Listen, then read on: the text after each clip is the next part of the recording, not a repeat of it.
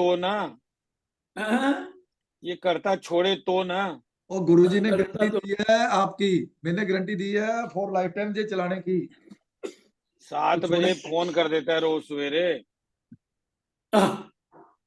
मेरे को बोला हुआ इसको, मैंने 8:45 करी, आज इसने 8:15 कर दिया। वो मेरे से कंप्लीट होते ही कर दिया आपको। नहीं नहीं, आपका इसका पहले आया था, आपका बाद में आया,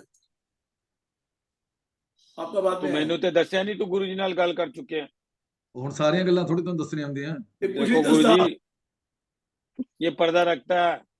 अरे तो लो है जी, ही। शुरू चलो कर फिर दिया, कितने लोग आ गए? यूट्यूब रिकॉर्डिंग शुरू कर दी है। चलो।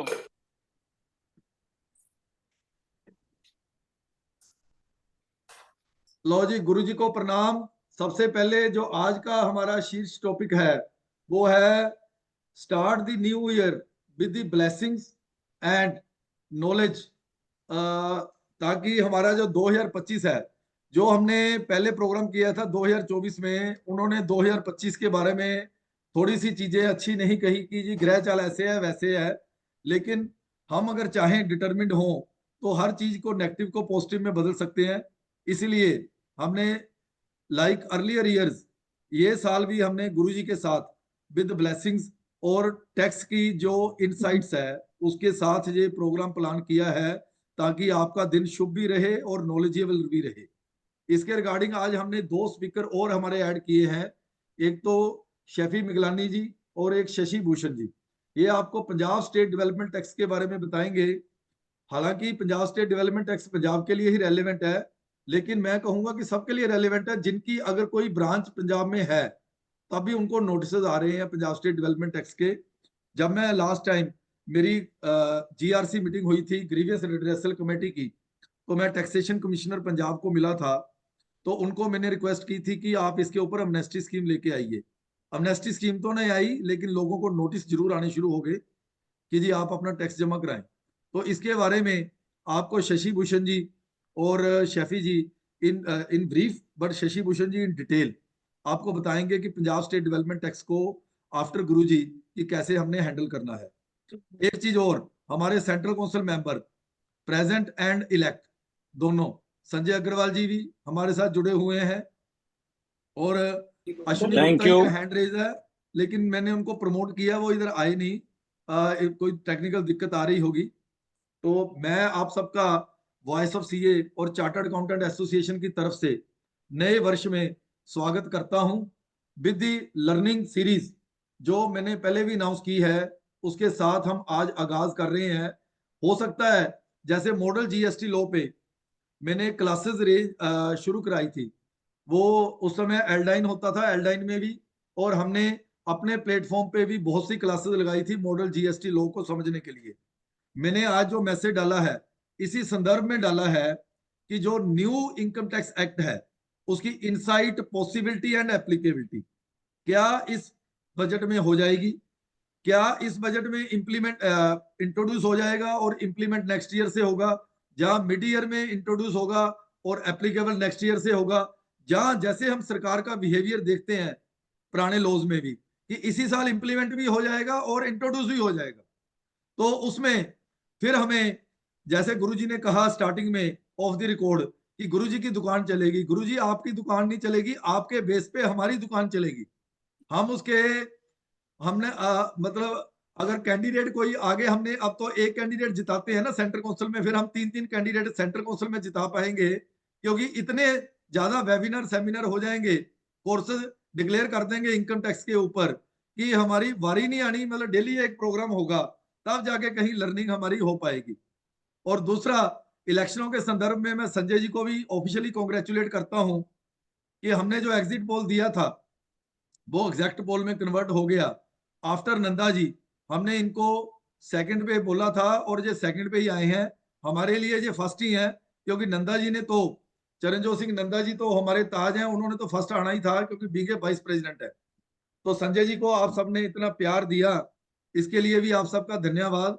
मैं जितने भी पार्टिसिपेंट आज तक अब तक आ चुके हैं, सबका अपनी तरफ से, वॉइस ऑफ सीए की तरफ से, चार्टर्ड अकाउंटेंट एसोसिएशन की तरफ से बहुत बहुत स्वागत करता हूं। और ये भी अनाउंस करता हूं कि जो मैंने ट्रिब्यूनल की सीरीज जीएसटी के ऊपर, वो भी मैं बड़ी जल्दी अनाउंस करूंगा। इसके अलावा फर्स्ट फरवरी को बजट आएगा और 2 फरवरी को गुरुजी का फर्स्ट प्रोग्राम हम प्लान करेंगे वेबिनार के माध्यम से, और गुरुजी का पंजाब टूर भी 6 और 7 फरवरी को डिफरेंट ब्रांचेस में बड़ी जल्दी हम इनसे डेट लेके वो भी प्लान करेंगे। Before the start of program मैं संजय अग्रवाल जी को कहूंगा कि गुरुजी का स्वागत करें। इन शॉर्ट, संजय अग्रवाल जी। गुरुजी को नमस्कार, सबको हैप्पी न्यू ईयर। और मैं आज के 2 स्टार स्पीकर्स शशि भूषण जी, पास्ट चेयरमैन जलंधर ब्रांच, और शफी जो हमारे फोरम पे आई थिंक फर्स्ट टाइम आ रही हैं, आपका वेलकम। और Thank you, आपको sir. सबको Happy New Year, sir. Happy New Year and congratulations on the big win. Thank you very much.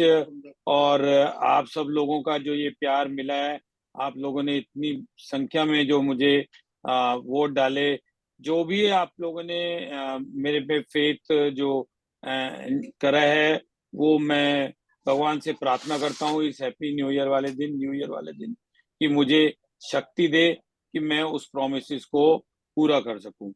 और जैसा कि करता हमारा जो है वो सब कुछ करता है, लेकिन क्रेडिट बेचारा किसी का नहीं लेता। आज मैं इसको ये क्रेडिट दे रहा हूँ न्यू ईयर के ओपनिंग में कि जो आपने गारंटी दी है, गुरुजी के अलावा जो आपने दी है वो तो सब ठीक है, लेकिन जो गारंटी आपने दी है कि भाई ये चलाते रहेंगे, मैं भी जो है उसमें शामिल हूँ कि वॉइस ऑफ सीए, और इसको हम इसी तरीके से चलाते रहेंगे। जो हमारी सीए है, जो हमारी चार्टर्ड अकाउंटेंट एसोसिएशन है। मैं ज्यादा समय ना लेते हुए सबको थैंक यू करता हूं, और गुरुजी से रिक्वेस्ट करूंगा कि आप ऐसे ही अपना आशीर्वाद हमेशा देते रहें। और कहीं भी जो आपने अपनी गारंटी में एक लास्ट वर्ड जिसको फिजिकली आपने वीडियो में रिकॉर्ड कराया कि भाई वो कान कैसे पकड़ने हैं, तो वो कान मैं अपना ऑफर कर रहा हूँ, आप कभी भी पकड़ सकते हैं, आपको पूरा इसमें अधिकार है। और जीवन के साथ भी और जीवन के बाद भी ये गारंटी मैं जो है ता जिंदगी आप लोगों की जो है वो ऑनर करूंगा। Thank you very much. मैं थोड़ा सा गुरुजी माफी चाहूंगा, एक्चुअली बिल्डिंग में आज न्यू ईयर की एक उन्होंने गेट टुगेदर रखी हुई है, जो मेरे ऑनर में, मेरे जीतने की खुशी में उन्होंने रखी है, तो मुझे उसमें जाना है। मैं फिर दोबारा 15 मिनट बाद दोबारा ज्वाइन करूंगा। Thank you very much. Over to Ashwini ji for the subsequent proceedings. Proceeding शुरू करने से पहले मैं शफी जी को रिक्वेस्ट करूंगा, शफी जी को, कि वो हालांकि गुरुजी को इंट्रोडक्शन की जरूरत नहीं है, वो इन ब्रीफ गुरुजी को इंट्रोड्यूस कराएं और थोड़ा सा पीएसडीटी के बारे में भी इन ब्रीफ बता देंगे। मतलब बाकी तो शशि जी बताएंगे, बस जस्ट इंट्रोड्यूस कर देंगे पीएसडीटी को भी, like Guruji. Right. Thank you, sir. Thank you for that. पहले तो मैं सबको हैप्पी न्यू ईयर विश करना चाहूंगी. A very happy new year 2025 is here. So I hope and pray that आपका ये 2025 बहुत अच्छे से on a positive note start हो. और वी एंड जिंदर सर मेक श्योर कि ये अच्छे से स्टार्ट हो, इसीलिए उन्होंने एक ट्रेडिशन बहुत ब्यूटीफुल सा बनाया है कि on every 1st January we take the blessing from our Guruji, and I think he has got the credit for this tradition. It's a beautiful tradition that we had this opportunity कि हम sir की blessings ले सकें. He is actually don't need any introduction. He's a living legend of Income Tax Act, what we call OG. I think he's the OG of income tax laws. So of course it's an honor for me to introduce such a esteemed professional who is actually the luminary in this field of income tax, who is always there as a guiding light for all of us in whenever there is a confusion and the moments of stress when we don't know what to do. He's always there to guide us. So he also help us to navigate through these complexities of tax laws. So today I would like to welcome now our Dr. Girish Ahuja sir, and Happy New Year sir, and please guide us through your wise words. Over to गुरुजी। सबको मेरा प्रणाम, क्योंकि मैं प्रणाम आजकल ज्यादा करता हूँ, क्योंकि हम स्वामी जी के साथ रहकर मैंने कहा सब स्वामी जी प्रणाम तो बड़ों को किया जाता है, वो कहते नहीं, प्रणाम बड़ों और छोटों दोनों को किया जाता है। और इसलिए मैं सबको अपना प्रणाम करता हूँ और सबको पहले अपना धन्यवाद देता हूँ। मैंने, अश्विनी जी ने जो अपील आपसे करी, अश्विनी ने ज्यादा करी पंजाब में, मैंने बाकी जगह भी करी, वो आपने हमारी अपील को माना और संजय जी को जिताया। और ये हम एश्योरेंस दे रहे हैं, मैं भी और अश्विनी जी भी, कि आपको कोई भी ऐसा शिकायत नहीं आएगी संजय जी के। और उन्होंने कह ही दिया कि कान खर्च पकड़ने के लिए मैं तैयार हूं और मैं छोड़ूंगा नहीं अगर कोई गलत काम या इन्होंने हमारी बात नहीं सुनी तो। सुनी का मतलब हम गलत काम तो कराते नहीं है, जो ठीक बात है वो तो सुननी पड़ेगी उनको, वो करनी भी पड़ेगी हमारे लिए। मैं शशि भूषण जी का भी वेलकम करता हूँ, शेफी ऑफ कोर्स इज देयर, उसका भी कर रहा हूँ। और हमारे कर्ता तो है ही करता, उसके बारे में कहने की कोई जरूरत नहीं है। लेकिन मैं एक बहुत आप लोगों का आभारी हूँ, एक तो यही जो संजय जी को जिताया, और दूसरा जो आप मुझे हर बार याद करते रहते हैं। और वो याद करने की वजह से ही आज हमारी जो आपकी प्रेयर है मुझे हल्दी रखती हैं। अब सोनी साहब भी मेरे सामने आ गए, और उससे देखिए बड़ा फर्क पड़ता है। आप लोगों की प्रेयर अच्छी मिलती है, भगवान प्रार्थना सुनता है और हमें फिट रखने की कोशिश करता है। मेरी तरफ से आप सबको मैं आपको बताऊं, बहुत बहुत नए साल की मुबारक हो।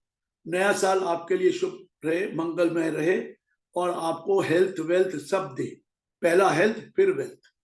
हेल्थ होना बहुत जरूरी है, वेल्थ भगवान देगा, वो तो उसने लिखा हुआ हमारी किस्मत में। लेकिन हेल्थ, उम्र दे रखी है, लेकिन उम्र के लिए आपको हेल्दी जीना है या मर मर के जीना है, वो आपके हाथ में है। तो कोशिश ये करिए। मुझे याद है स्वामी जी बोल देते हैं कि मैं 150 साल जीऊंगा या 100 साल जीऊंगा, 120 साल जीऊंगा। मैंने कहा स्वामी जी ये बात मत करा करो, ये कहो जितनी देर जीऊंगा हेल्दी जीऊंगा। अब ये उम्र तो ऊपर वाले ने लिख दी है, वो कम नहीं हो सकती, बढ़ नहीं सकती। लेकिन आप अपनी उम्र को अच्छी जिंदगी बिताएं, अच्छे विचार रखें, और अच्छी तरह से अपनी जिंदगी को, अपनी फैमिली को मोटिवेट करें और उनको साथ जिए। वो भगवान से मैं प्रार्थना करता हूँ। देखिए सर, ऐसा है कि आप भी चार्टर्ड अकाउंटेंट है, मैं भी चार्टर्ड अकाउंटेंट, कोई नई चीज नहीं है। कई चीजें मैं भी आप लोगों से सीखता हूँ। हो सकता है मैं इनकम थोड़ा ज्यादा पढ़ लेता हूँ और बाकी चीजें मेरे पास इतनी नहीं है, तो मैं भी कंपनी लॉ का हो तो सुनता हूँ। आज शशि भूषण जी का है, हालांकि मेरा टॉपिक नहीं है, थोड़ा सा तो समझ आता ही है ना कि क्या क्या वहां पर सिस्टम है, कि पंजाब स्टेट का जो टैक्स है क्या है, वो भी पता लगेगा मुझे। पर मैं ये कह रहा हूं कि learning is an ongoing process, और कभी भी जो लर्निंग है वो उम्र नहीं देखती। हमें सीखना चाहिए, बच्चों से भी सीखते हैं, बड़ों से भी सीखते हैं। और बच्चों से तो आजकल जितनी टेक्नोलॉजी है वो तो हम बच्चों से ही सीखते हैं, हमें कहाँ टेक्नोलॉजी आती है। और मैं हर तरह से कोशिश करता हूँ कि बच्चों से सीखूं और बच्चों से करें। हमें तो इतना आर्टिफिशियल इंटेलिजेंस एक आने वाली है, हमें तो ये भी नहीं पता था। पहली बार जब मेरे आर्टिकल या जूनियर थे, वो चिट्ठी लाते थे, मैं उनको कहता था क्या यार कोई 4 लफ्ज इंग्लिश के तो ठीक लिख लिया करो यार, कहाँ आप चिट्ठी देने जा रहे हो। सडनली पिछले महीने की बात है, वो चिट्ठी लेकर आया, मैं पढ़कर हैरान रह गया। मैं तेरी इंग्लिश बड़ी इम्प्रूव हो गई है। कहता है मैंने नहीं करी है, ये चैट जीपीटी ने कर दी है, तो उसकी इंग्लिश इतनी इम्प्रूव हो गई। मैंने कहा वाह ठीक है भैया, लेकिन थोड़ा सा चैट जीपीटी के ऊपर पूरा डिपेंडेंट मत रहो, दिमाग तो आप ही का है। चैट जीपीटी भी जिसने बनाई है उसे दिमाग ही तो लगाया है। जो भी चैट जीपीटी बनी वो भी चैट या आर्टिफिशियल इंटेलिजेंस है, अरे सॉफ्टवेयर बनाया तो उन्हीं के लिए बनाया है। तो मैं ये कहूंगा दिमाग का कोई सब्स्टिट्यूट नहीं है, ये जो दिमाग है इसका कोई सब्स्टिट्यूट नहीं है। इसको यूज करना बंद मत करना, सारा पर डिपेंडेंट ना हो जाना। नेहा भी आ गई है, यही अपने आप को एक्सपर्ट समझती है आईटी की। अब मैं क्या कहूँ, अपना डिपेंडेंट मत रहना सिर्फ आईटी पे, ठीक है, उनको ये नहीं अपने सिर पे चढ़ जाए, आपका दिमाग भी काम आना चाहिए। मैं तो वो जमाना जानता हूं जब हमारे मैंने कई बार कहा कि कैलकुलेटर भी नहीं होते थे और हम टोटल करा करते थे। और जब टोटल करा करते थे तो अभी भी जब मैं कोई कैलकुलेटर से टोटल करता हूं या कंप्यूटर से कर लेता हूं तो भी एक बार हाथ से जरूर दोबारा टोटल करता हूं कि यार कोई आइटम दार छूट गई हो या कुछ ना हो। हम लोग पुराने लोग हैं, हम यूज टू थे, और अभी भी आदत पड़ी हुई है अपने हाथ से एक बार चेक करने की। बुरी बात नहीं है सर, एक तो दिमाग शार्प रहता है, चलता रहता है आपका, नहीं तो अगर आप उसके ऊपर डिपेंडेंट हो जाए, आंखें बंद करके कर देंगे तो बहुत। मेरे को याद है मैं अमेरिका गया, तो मैंने कुछ कुछ डॉलर दिए, तो बाई चांस पैसे वापस लेने थे, और बाई चांस कुछ सिस्टम कैश रजिस्टर जो होता है या कोई लाइट का कुछ चक्कर पड़ गया, तो मैंने उसे कहा कि भाई इतने पैसे मेरे वापस बनते। No no no no, my computer will tell, my machine will tell, only then I will give you the money. I can't give you a single penny. I know, no, no, no. 10 minute मैंने खड़ा करा दिया। अरे मैंने जब उससे बाद में दिया तो उतने ही पैसे जो मैंने कहा था, you are a very intelligent man, you can work out immediately. अरे उनको क्या बताएं भाई, हम मशीन पे डिपेंडेंट नहीं थे, लेकिन वो डिपेंडेंट थे, लेकिन दिमाग ही काम करना बंद कर देता हूँ। उनको को 5% कैलकुलेट कर लो तो 5% का 1% कैलकुलेट नहीं कर सकते। उनको 10% कैलकुलेट करो, उनको नहीं समझ में आएगी, कंप्यूटर करेगा, कैलकुलेट करेगा, मैं नहीं करूंगा। 1%, 5%, हम तो 2.5% हो गए, 3.25% हो गए, वो भी कैलकुलेट करके 2 मिनट में बता देंगे। लेकिन क्योंकि हम 2 मिनट में बता देते हैं, हम क्या करेंगे, 3.25% करना, पहले 5% करेंगे, आधा करके फिर उसको 1/4 करके उसको लेस करके फटाफट बता देंगे। लेकिन वो no no no, my machine will tell, then only I will do it, I will not proceed further. So इतना डिपेंडेंट होना भी गलत है। दिमाग तो अपना लगाना चाहिए, और भगवान ने दिमाग इंडियंस को दिया है, ये तो मानने वाली बात है। इंडियंस के दिमाग है, जो सीए इंडिया का पास कर ले उसके बाद दिमाग नहीं तो और क्या है। दिमाग के बगैर सीए कोई पास कर सकता है? कोई नहीं कर सकता। वो अलग बात है, पास होने के बाद हम पढ़ना नहीं चाहते, that is a different issue, लेकिन दिमाग तो है जो जिसने पास किया है, और जो 2-4 बारी के बाद पास हुआ है उसका ज्यादा दिमाग। मैं बता रहा हूं, पहले अटेम्प्ट वाले का दिमाग कम है, जो दूसरा attempt, third attempt, fourth attempt, उसको मोर प्रैक्टिकल एक्सपीरियंस है। तो मुझे कोई बुरा नहीं लगता, कोई कह रही मैं फेल होके 2 बारी फेल हुआ, फिर पास हुआ, या 3 बारी फेल हुआ, मैं कहता तू हमारे से अच्छा है भाई। क्योंकि हम तो समझते, अपने आप को समझने लग जाते हैं, पता नहीं हम क्या चीज है कि हम तो फर्स्ट अटेम्प्ट में पास हो, हम तो रैंक हो गया। अरे कुछ नहीं है रैंक और फर्स्ट अटेम्प्ट, जो एक्सपीरियंस आदमी गेन करता है लाइफ में वही काम आता है। ये एक्सपीरियंस ही है जो काम आता है, और फेल होके भी दोबारा एक्सपीरियंस तो मिलता ही है ना। तो मैं इसलिए कह रहा हूँ घबराने की जरूरत नहीं है, लाइफ में आएंगे। अब ये जो अश्विनी जी ने कहा, एक चैलेंज हमारे सामने आ रहा है, आएगा, डेफिनेटली आएगा। अब इस बार आता है कि बाद में आता है, वो बात की बात है, क्योंकि मोदी जी ने एक बार ही कह दिया मैडम को कि हमें नया लॉ लाना है तो लाना ही लाना है। ये देखे बगैर सोच रहे हैं कि अगर नया लॉ आ भी गया तो उसके रूल्स भी बनने हैं सर। अरे रूल्स इतनी जल्दी नहीं बनते हैं, उसके रूल बनाने पड़ेंगे, उसके फॉर्म बनाने पड़ेंगे, सब कुछ बनाना पड़ेगा, और थोड़ा बहुत आदमी को पढ़ना भी पड़ता है।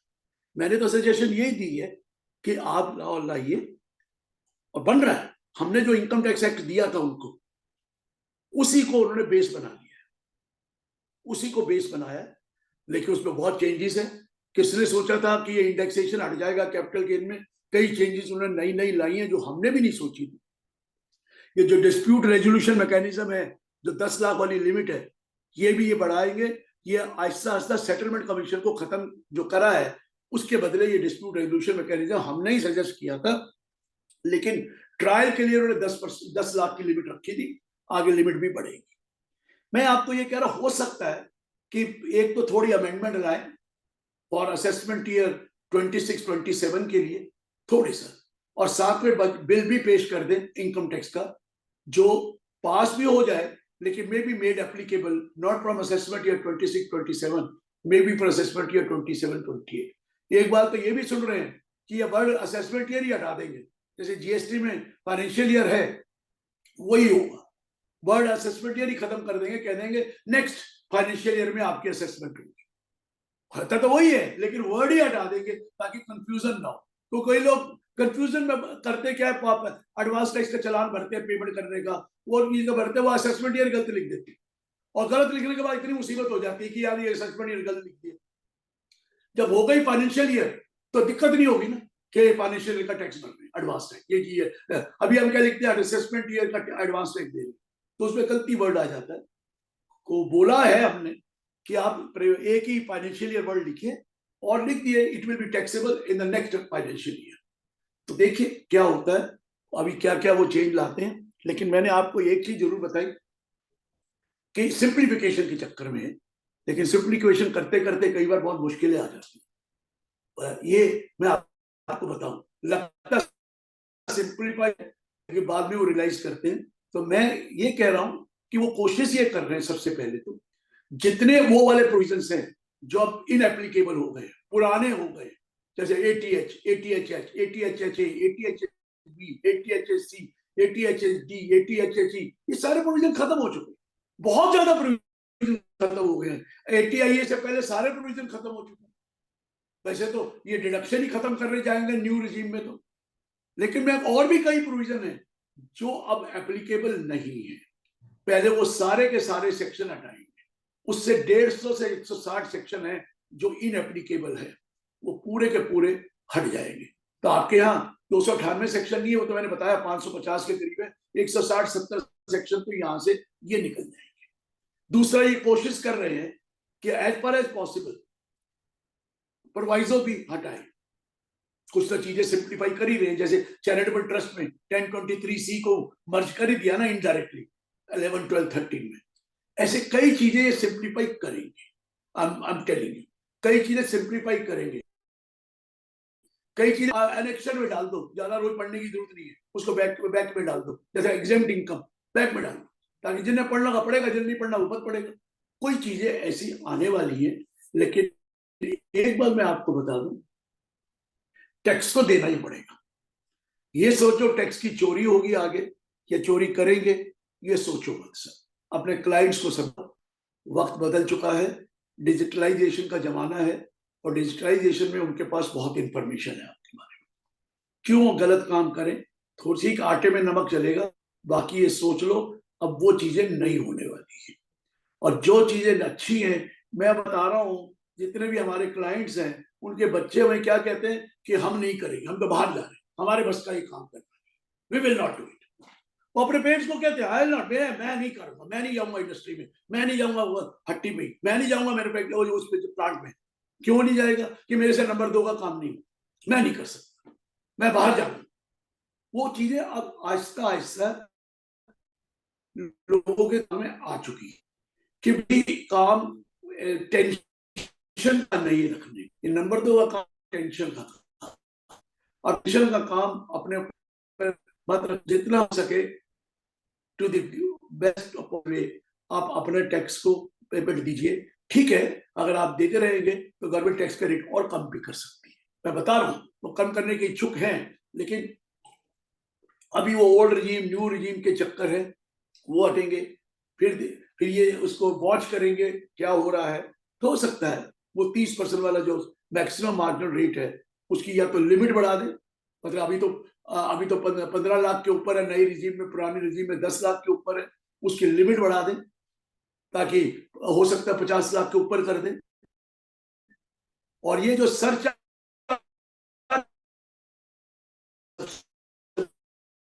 ये सरचार्ज था कुछ पर्टिकुलर पर्पस के लिए जल्दी शुरू हुआ था, अब तो ये परमानेंट फीचर हो गया। वो परमानेंट फीचर उसके कारण है कि सरचार्ज जो कलेक्ट होता है वो सिर्फ सेंट्रल गवर्नमेंट को जाता है, स्टेट गवर्नमेंट को नहीं जाता।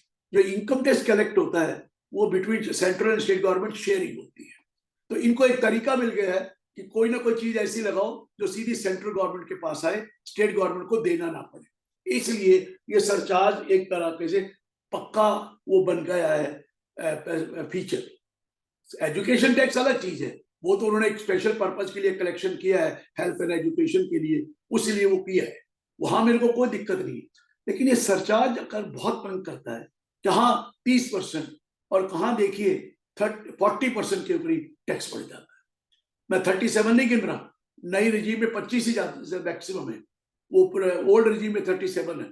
30 + 25 37.5 और प्लस 4% अगर आप वर्कआउट करेंगे तो 39.88 समथिंग लाइक आता है। तो लोगों को चुभता है। अब देखिए कंपनी में 22% हुआ, काफी कंपनियां खुश हैं, लेकिन कंपनियों में तो एक ही प्रॉब्लम है, क्योंकि सर टैक्स देने के बाद भी दोबारा डिविडेंड डिस्ट्रीब्यूशन टैक्स जो लगता है उसमें उनको दिक्कत आती है कि देखो जी पहले टैक्स यहाँ दे दिया 25% सरचार्ज जोड़कर 25%, फिर उसके बाद डिविडेंड बांटते हैं तो सीधा 30% उसको 30 या जो भी उसका स्लैब रेट है उस पर शेयर होल्डर को देना पड़ता है। और जो बाई बैक भी इन्होंने बंद कर दिया, और नहीं तो बाई बैक का रास्ते में हम 8-10% बचा लिया करते थे, वो भी बंद कर दिया क्योंकि उनको पता लग गया कि लोग क्या कर रहे हैं। तो पर्पस वहां पर भी है कि हमने इनको ये कहा था कि देखिए डिविडेंड पे टैक्स जैसे स्पेशल रेट है ना, वो भी स्पेशल रेट कर दो, मैक्सिमम 20% या 15% जो भी लगाना है, ये 30% टू मच है। वो कहते जी गरीब आदमी भी तो लगाता है ना उसमें, और उसका तो 5% में भी स्लैब में आ सकता है या माफी में आ सकता है, हमने इसलिए रखा। मैंने कहा जी गरीब आदमी कितने शेयर में लगाता है, उसका पैसे ही होंगे तो लगाएगा, और वो उसके बाद डिविडेंड आ कितना जाएगा जब है ही आपने सारी टोटल पे इन्वेस्टमेंट 10 लाख करी शेयरों में, तो कितना डिविडेंड आ जाए। अब उनकी वजह से बाकियों को डिसइंसेंटिव होता है, या स्लैब बना दो डिविडेंड का, इतने लाख का हो तो इतना, और मैक्सिमम 20 लाख। तो dividend 30% plus surcharge plus education tax मिलकर 40% का डिविडेंड पड़ जाता है। बताइए, मेरे को भी लगता है 40% लगता है। पहले तो कंपनी टैक्स दे के लाती है, फिर 40% टैक्स देता हूँ, फिर मैं सोचता हूँ यार क्या किया, अच्छा था डिविडेंड ना दो, कैपिटल गेन टैक्स पे तो चलो कम है, चलो अब 15% 12.5% हो गया, फिर भी एज कंपेयर टू दैट तो मुझे बहुत ज्यादा चुकता है। ये इसमें सरचार्ज भी उससे ऊपर नहीं है, 15% से ऊपर, जबकि डिविडेंड में भी 15% से ऊपर सरचार्ज नहीं है। सॉरी, डिविडेंड में भी 15% सरचार्ज मैक्सिमम है। 30 प्लस 15 34.5, 34.5 प्लस 4, सॉरी डिविडेंड में 40 नहीं है, 34.5 प्लस 4 है ना, 36 के करीब तो पड़ गया ना। कितना चुकता है? 36% डिविडेंड आया, और ये मिलती नहीं है, तो सारा का सारा 36% जब टैक्स लगता है तो बुरा लगता है। वो ठीक है, 1 लाख या 10 लाख से कम में उनको टैक्स कम देना पड़ता है, लेकिन 10 और 15 के ऊपर वालों के ऐसी डिविडेंड ज्यादा आता है, बाकी वालों के कहाँ इतना डिविडेंड आता है। तो ये भी इन्होंने रिक्वेस्ट करी थी कि देखिए डिविडेंड टैक्स में भी थोड़ा सा आप रिलीफ दीजिए, क्योंकि ये रिलीफ होना चाहिए। आपने सरचार्ज का रिलीफ दे दिया डिविडेंड में, मैं मानता, लॉन्ग टर्म कैपिटल गेन में डिविडेंड में काफी उन्होंने रिलीफ दिया है, लेकिन रेट हाई है 30%, क्योंकि उन्हीं के पास ज्यादा डिविडेंड आता है जिसके पास ज्यादा इनकम, जिसके पास ज्यादा पैसा है, और वही को चुकता रहता है कि इतने सारे टैक्स हम दे रहे हैं तो इसका भी कुछ करे। क्योंकि हमने इनको किया था इसमें स्टैंडर्ड डिडक्शन दे दो डिविडेंड में 20% या 25% स्टैंडर्ड डिडक्शन, तो स्टैंडर्ड टैक्स रेट हो जाता है। हमने दिया था, लेकिन इन्होंने वो बड़ा गलत तरीके से इंप्लीमेंट किया कि 20% इंटरेस्ट का इंटरेस्ट की डिडक्शन देंगे। अरे इन्वेस्टमेंट के लिए कोई बाई थोड़ी करता है, कोई लोन थोड़ी लेता है डिविडेंड में उस शेयर लगाने में, वो तो बिजनेस वाला लेता है, हम थोड़ी लेते हैं। लोन लेके कोई शेयर थोड़ी खरीदता है। मैंने तो आज तक किसी को देखा नहीं लोन लेके शेयर खरीदे, जब तक उसके बाद कोई अपनी इंफॉर्मेशन ना हो, जब पता हो कि भाई ये तो बढ़ जाएगा थोड़े दिनों में, मतलब कोई लोन नहीं लेता। बाकी तो वो भी बंद कर दिया, जो आईपीओ करते थे वो भी बंद कर दिया सरकार ने। सो मेरा पॉइंट ये है कि इच्छा शक्ति है सरकार की है कि सिंप्लीफाई करना है और इसको 300 से कम सेक्शन के अंदर खत्म करना है। वो 300 नहीं, जो 550 298 सेक्शन है वैसे इनकम टैक्स एक्ट में, लेकिन आप कैलकुलेट करेंगे तो 550, तो वो वाले उनके दिमाग में नहीं है। सिंप्लीफाई करने का विचार है, उसको ये भी विचार है कि ओल्ड रिजीम खत्म कर दे पूरा। 90% चांस है कि ओल्ड रिजीम बिल्कुल खत्म हो जाएगी, सिर्फ नई रिजीम ही रहेगी, चाहे वो कंपनी हो। हाँ, नई रिजीम होगी तो फर्म के लिए भी टैक्स रेट में थोड़ा रिलैक्सेशन मिलेगा, क्योंकि अभी तक देखिए कंपनी को तो रिलैक्सेशन मिलता है, फर्म को तभी भी, और फर्म और एलएलपी को 30% टैक्स देना पड़ता है प्लस सरचार्ज है। तो उनके लिए भी अगर नई रिजीम आ गई, क्योंकि नई ओल्ड रिजीम तो अब नई फर्म और एलएलपी के लिए ओल्ड रिजीम है, नई तो है ही नहीं, तो इसलिए उनके लिए नई रिजीम आएंगे तभी तो ये सेक्शन खत्म होंगे, 80IA 80IB 80IC वगैरह। अदरवाइज नई रिजीम नहीं आई तो ये सेक्शन तो कंटिन्यू करेंगे, क्योंकि सैलरी वालों को भी है। अब दूसरा ये वाली बात है कि जहां पर प्रेजेंटिव इनकम की बात है, सरकार चाहती है कि भी प्रेजेंटिव इनकम में आपको ट्रबल कम होगी और आप टैक्स दीजिए,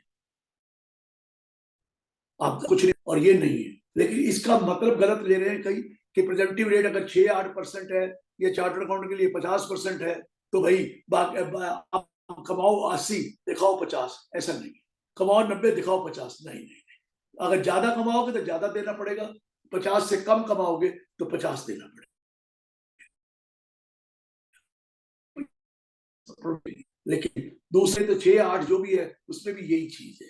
लेकिन इसकी लिमिट मैंने कहा था सर, प्रोफेशनल जो होते हैं वो शुरू में 50% खर्चे से काम नहीं चलता है, 50% नेट प्रॉफिट कमा नहीं सकते, क्योंकि ऑफिस के खर्चे हैं, आपके किराए के हैं, और चीजों के खर्चे हैं। तो शुरू में बिगिनिंग में जो प्रैक्टिस करता है वो 50 नहीं कमा सकता। तो आपको ये चाहिए कि अप टू दिस मच 50 लिखे 33%, और इससे ज्यादा इनकम है, इससे ज्यादा रिसीट है तो इसको कर दो 50%। जैसे आजकल इन्होंने 75 लाख कर दिया, तो ये मैंने कहा था 50 लाख तक कर दो भाई, 50 लाख तक 33%, 1/3, और 50 से ऊपर जितने भी है उसका 50% कर दो, वो फायदा होगा। और ये 75 का भी मैंने करोड़ के लिए कहा है कि पहला 50 लाख आप कर दीजिए 33% प्रेजेंटिव रेट, और बाकी 50 लाख के लिए आप वो कर दीजिए 50%। लेट अस सी,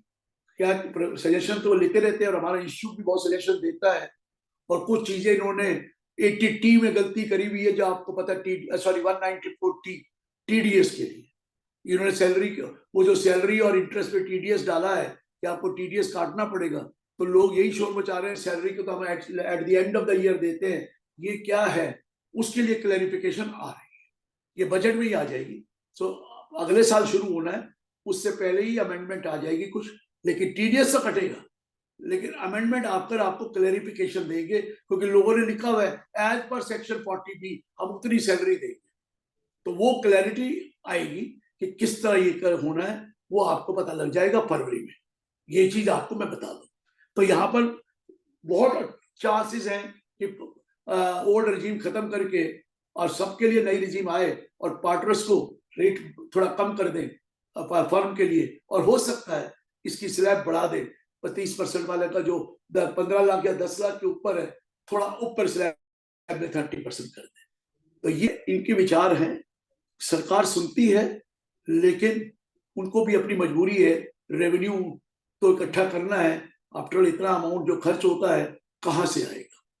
तो देखिए जो चीजें हैं, अब मैं आपसे कोई आपकी कोई सजेशंस हो वो मुझे जरूर दीजिए, हो सकता है मैं पास ऑन कर लूं, अभी तो टाइम है, और आपके पास कोई क्वेरी हो वो आंसर करने के लिए बिल्कुल तैयार हूं। लेकिन वंस अगेन मैं सबको आप बधाई देता हूं, एक तो संजय जी की तो जीती है, वो तो आपके सबका कंट्रीब्यूशन है, और दूसरा नए साल आपका सबका मंगलमय रहे, और भगवान करे आपकी सेहत अच्छी रहे और आपको अच्छा काम मिलता रहे।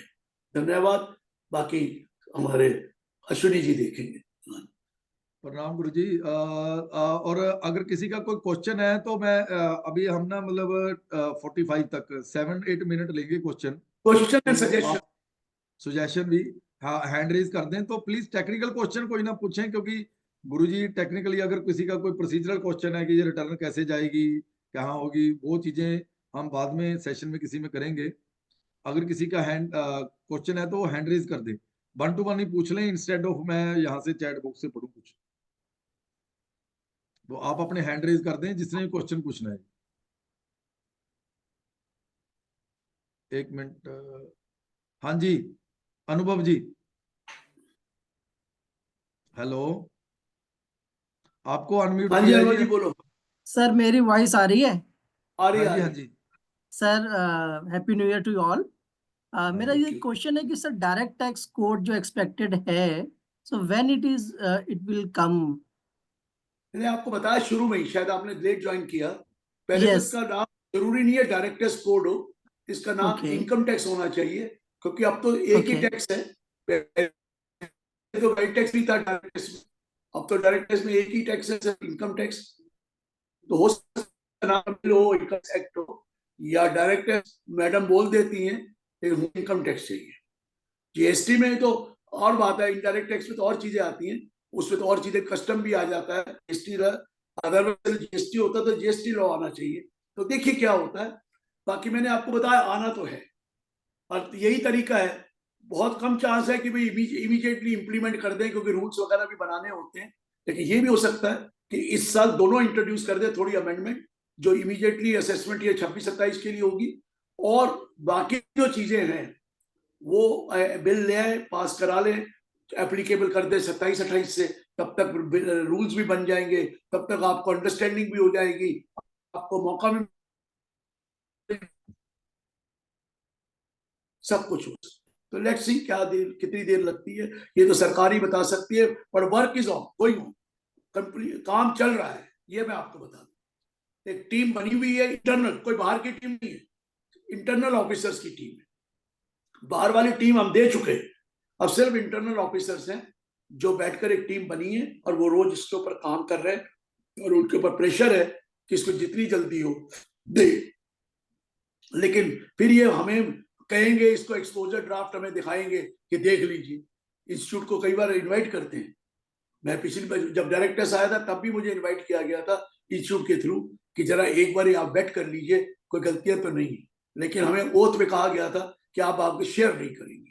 इसी तरह ये वाला जो हमने इनकम टैक्स एक्ट दिया है, उसका वो उन्होंने कहीं एक्सपोजर नहीं करा, उसका कोई भी डाला नहीं है। हमें भी बोल रखा है कि आप किसी को बताएंगे नहीं उसमें क्या है।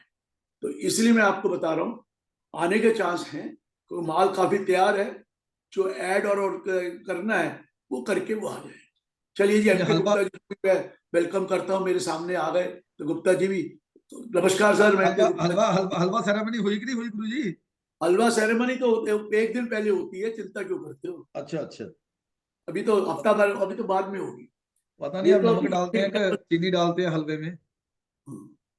चलो और बोलिए। लो जी, एक क्वेश्चन है वकार उल हक। हाँ जी, पूछिए जी। हेलो, हैंड रेज हाँ है। जी, हाँ जी, आपका बोलिए। हेलो। नववर्ष की हार्दिक वकार जी शुभकामनाएं बोलिए। सर। हाँ जी, हाँ जी, पूछिए जी। सर आवाज आ रही है? आ रही है जी, आ रही है। सर नववर्ष की हार्दिक शुभकामनाएं। थैंक यू जी। हाँ आपको जी। भी जी, आपको भी। सर एक क्वेश्चन मेरा 54F से रिलेटेड है। सर मेरे पास 2 प्रॉपर्टी ऑलरेडी हैं और मैंने ज्वेलरी 2 घर ऑलरेडी हैं और मैंने ज्वेलरी बेचकर अब मैं प्रॉपर्टी परचेज करना चाहता हूँ। क्या अगर मैं अपने वाइफ के नाम परचेज करूंगा तो मैं एलिजिबल हूँ जी एग्जम्पशन? नहीं, नहीं एलिजिबल नहीं। वैसे तो आप अपने नाम परचेज करते हैं, लेकिन जजमेंट है कि वाइफ के नाम भी कर लो, वो क्लबिंग का गेम है। नहीं, आप एक ही प्रॉपर्टी है तो उसके बाद 54F वाइफ के नाम नहीं ले सकते। वो वाइफ के जो जजमेंट है वो तब है कि आप इलिजिबल हैं और आपने अपने नाम नहीं ली, वाइफ के नाम ले ली, क्योंकि वो 64 सेक्शन में क्लबिंग हो जाती है, इसलिए वो अलाउ किया हुआ है। तो ये मत कहना कि जी 2 के बाद आप वाइफ के नाम ले लो, अलाउड ही नहीं, अलाउड ही नहीं, नॉट अलाउड। और आपके यहाँ अलाउड है तो वाइफ तो 2-3, आपके यहाँ तो 2-3 वाइफ भी हो सकती है, तो हमारे फिर यहाँ तो तो वो भी ज्यादा एक ही प्रॉपर्टी है, अलाउड हो जाएगी सर। हमारे पास तो एक ही है, और वो भी आप सर चली गई मजे मेरी लेते तो। रहे करो साथ में। कुणाल नहीं, कपूर जी। ये तो मजाक कर रहा, नए साल में थोड़ा बहुत मजाक कर दिया, लेकिन अलाउड नहीं है जी, क्योंकि आपका आपका नाम पे जो होना था, आप वाइफ के नाम पे टैक्स नहीं बचा सकते ना, ना जी ना, बिल्कुल नहीं बचा सकते। हाँ जी, कुणाल कपूर जी। हाँ जी, good evening sir. Good evening जी। अच्छा सर, मेरा क्वेश्चन है, ट्रस्ट को एक डोनेशन में लैंड मिली थी, अब ट्रस्ट ने उसको सेल आउट किया 3 साल बाद, करो। तो उसमें कैपिटल गेन्स उसको हो गया, तो उसको बचाने का कोई सिस्टम है एक्यूमुलेशन करके या खर्च कर दो, खर्च कर दो। खर्च अरे कर ये जो सकते हैं? तुमने सर्कुलर पढ़ा हुआ है एक बहुत पुराना, कि जी 6 महीने के लिए एफडीआर बना लो तो वो माफ हो जाता है, वो लॉजिकली गलत है। वो पहले था, आपको खर्च कर दो बस, नहीं तो अक्यूमुलेट करो 11(2) में 5 साल के लिए, अलाउड है। ठीक सर है वही सर, 80, थैंक यू इसको सर। इनकम मान लो ना, और इनकम मान के 85% खर्च करना है, 15 अक्यूमुलेट करना है। वो नहीं होगा, वो जो 6 महीने की एफडीआर है, मैं नहीं मानता उसको। हाँ जी, कनव गर्ग जी।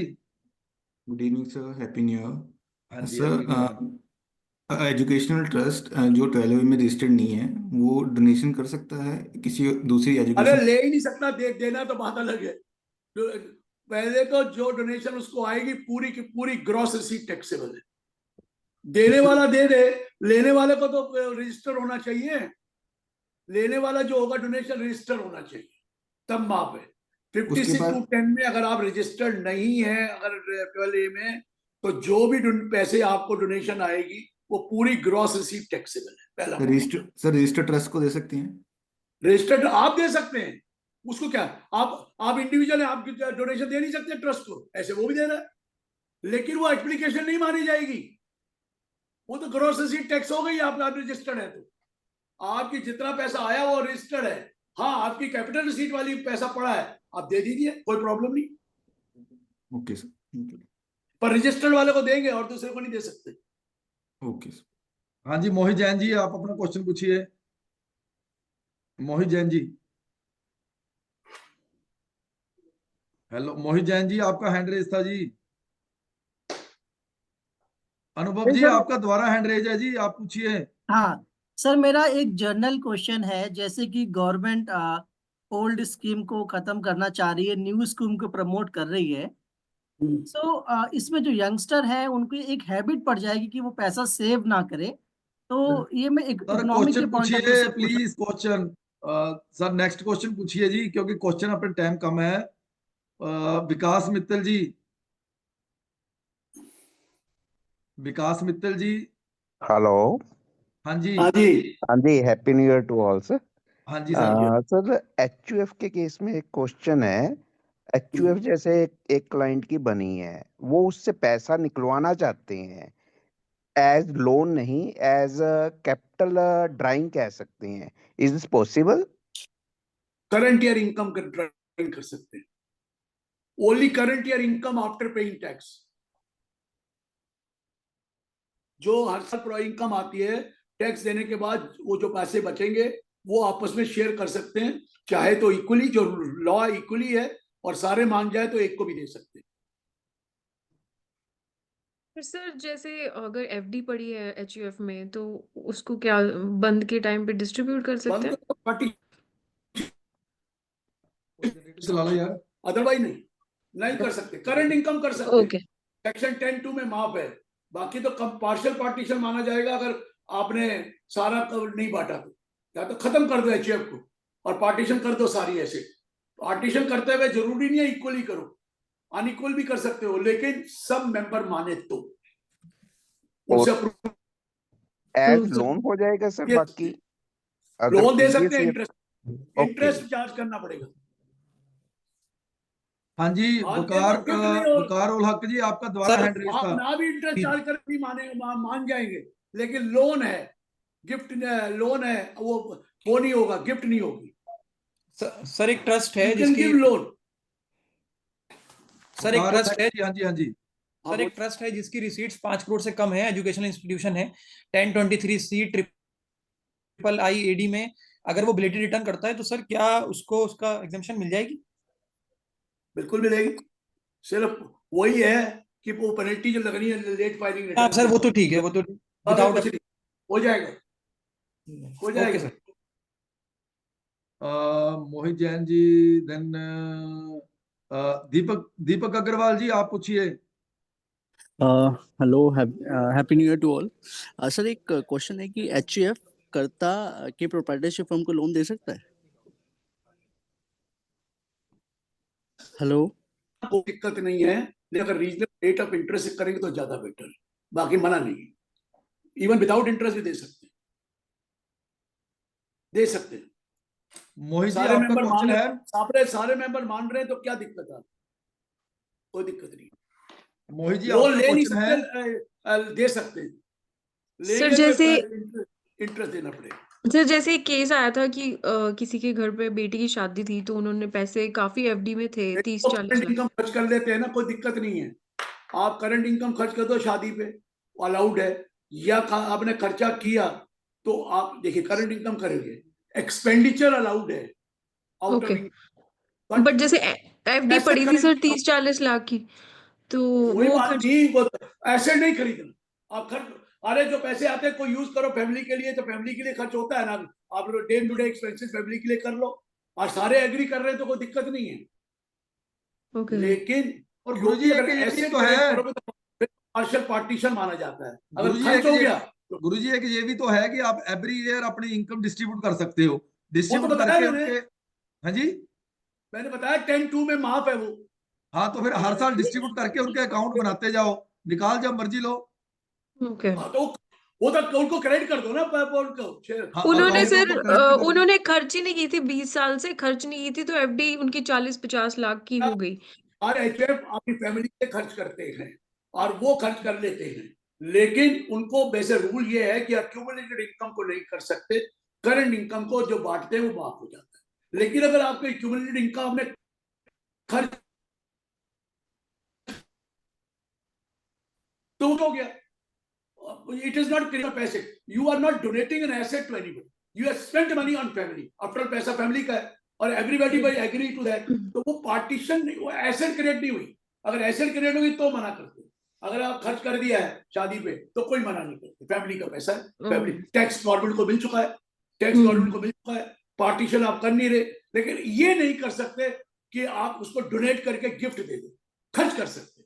खर्च कर सकते, alright, thank you sir.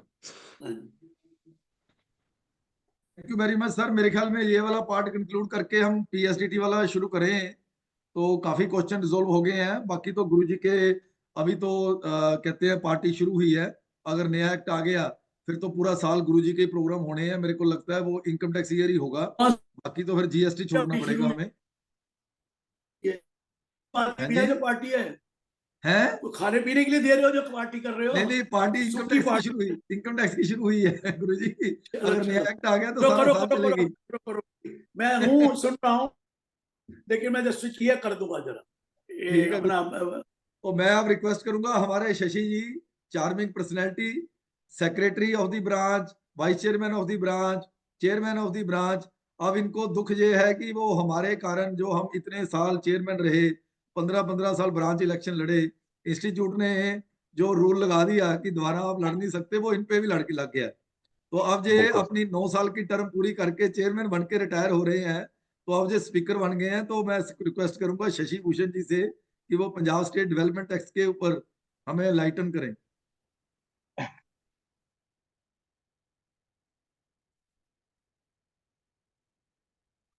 Good evening, everyone. It is my honor that I am going to speak on this wonderful platform. आपने देखा होगा कि लास्ट 3 years और लास्ट so many years से कोई ऐसा नहीं है कि सिर्फ इलेक्शन के टाइम पे होता है। ये जो वोका और सीए एसोसिएशन के जो लर्निंग प्रोग्राम्स हैं, इतने सालों से लगातार चलते रहते हैं। और सीए अश्विनी जिंदल जी हमारे पूरे इंडिया में, पूरे इंटरनेशनल लेवल पे इनका नाम फेमस है। So I am honoured to speak on this platform. And new year है, तो जो हम विश करते हैं, सबसे इम्पोर्टेंट है कि हमारी लाइफ में अच्छे अच्छे पर्सन्स होने चाहिए। तो हमारे लाइफ में सीए गिरीश ऊजा जी जैसे उनके आशीर्वाद मिला हमें। और 2024 में भी बहुत सारे प्रोग्राम्स हुए। गिरीश ऊजा जी बहुत बार जलंधर भी आए और बहुत बार उनके दर्शन हुए, बहुत बार उनकी इंटरेक्शन हुई। तो 2025 में भी हम एक्सपेक्ट करेंगे कि जो हमारे अच्छे प्रोफेशनल्स हैं, गिरीश ऊजा जी जैसे, संजय अग्रवाल जी जैसे, अश्विनी जिंदल जी जैसे और आप सभी जैसे, वो हमारी लाइफ में हमें बार बार अच्छे मिलते रहें। और आई थिंक कि प्रॉपर्टी, वेल्थ, मनी के से ज्यादा इंपॉर्टेंट है कि हमारी लाइफ में अच्छे अच्छे पर्सन मिले। So coming to our topic, I will like to share screen. Punjab state development tax जो फिर से थोड़े दिन पहले फिर से ये कुछ नोटिस आए, तो उसके बारे में हम डिस्कशन करते हैं।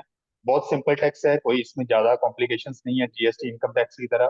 तो हमें बहुत सिंपल तरीके से इसको समझना है कि जो किस किस पे ये एप्लीकेबल होता है। तो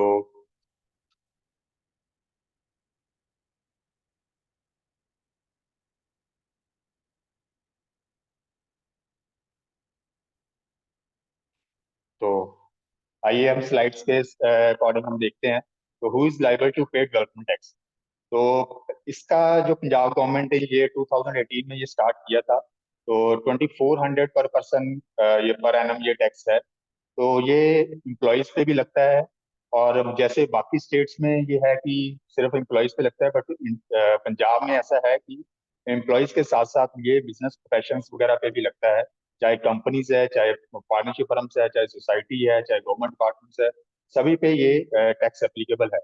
सो एवरी एम्प्लॉय जो भी पंजाब स्टेट में, चंडीगढ़ में ये एप्लीकेबल नहीं है, बट पंजाब स्टेट में जो भी अपना बिजनेस प्रोफेशन कर रहे हैं और उनकी इनकम जो है वो टैक्सेबल इनकम से ज्यादा है, उन पे ये टैक्स एप्लीकेबल है। तो इसके लिए इनकम हमने कौन सी देखनी है? सेम ईयर की, जैसे अभी 2024 25 चल रहा है, तो सेम ईयर की इनकम ही हमें चेक करनी है। तो अगर किसी एम्प्लॉयज की, क्योंकि ये टैक्स एम्प्लॉयर ने डिडक्ट करना होता है, तो वो एम्प्लॉयज का डिडक्ट करना होता है, उसके लिए हम चेक करेंगे कि 3 लाख से जिनकी ऊपर इनकम है तो उस पे ये टैक्स एप्लीकेबल हो जाएगा। अगर हम उसको मंथली डिवाइड करें तो 25,000 पर मंथ जिसकी, इससे ऊपर जिसकी सैलरी है तो उस पे ये टैक्स एप्लीकेबल हो जाएगा।